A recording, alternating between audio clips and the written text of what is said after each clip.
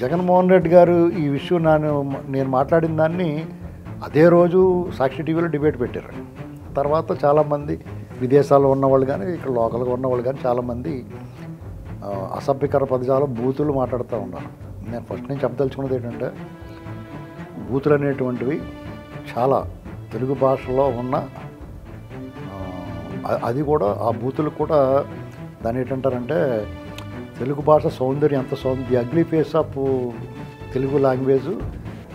కవులు, మహాకవులు, కావ్యాలు తెలుగు భాషను మంచి సొగసు సౌందర్యంతో మధురం తేనె కంటే తీయిందని కనుక వర్ణించగలుగుతారు. ఆ భాష ఆహ్లాదకరంగా ఉంటుంది. మరి నా వెజిటేరియన్లో పప్పు ఆవకాయ నెయ్యి, పప్పు తోటకూర ఇలాంటి రకరకాల కందా పచ్చలు ఎలా వండుకున్నట్టే నాన్ వెజ్ కూడా ఉంటుంది కదా. అలాగే తెలుగులో ఆ రకమైన భాష కూడా చాలా బాగుంటుంది. అది నచ్చి వాళ్ళకి అది నచ్చుతుంది. దాంట్లో నేను మాస్టర్ చేశాను.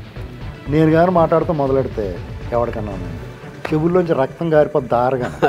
ఎందుకంటే నేను రైతు బిడ్డనే, పొలం గట్ల మీద తిరిగినవాడిని, చదువుకున్నాను, వ్యవసాయం చేశాను. పల్లెటూళ్ళలో పచ్చి భాష మాట్లాడే చోట వాళ్ళేమీ యాంటీ సోషల్ ఎలిమెంట్స్ ఏం కాదు, అరమరికలు లేకుండా నిష్కల్మషంగా హృదయంలో ఏముందో అది మాట్లాడతారు. దానికి బూత్ అనేటువంటి వాళ్ళకి అలవాటైంది. అది కొత్త పొంతులు కూడా తొక్కించగలం మేము. ఇప్పుడు ఇవాళ బూతులు మాట్లాడుతాం, మేము చాలా బాగా మాట్లాడతాం అనుకున్న వాళ్ళకంటే కూడా నేను మాట్లాడితే దండం పెట్టేసి గురుగారు మీ దగ్గర ఇంకా నేర్చుకుంటాం, ట్యూషన్ పెట్టించుకుంటాం అంటారు వాళ్ళు. కావాలంటే ట్యూషన్ చెప్తాను.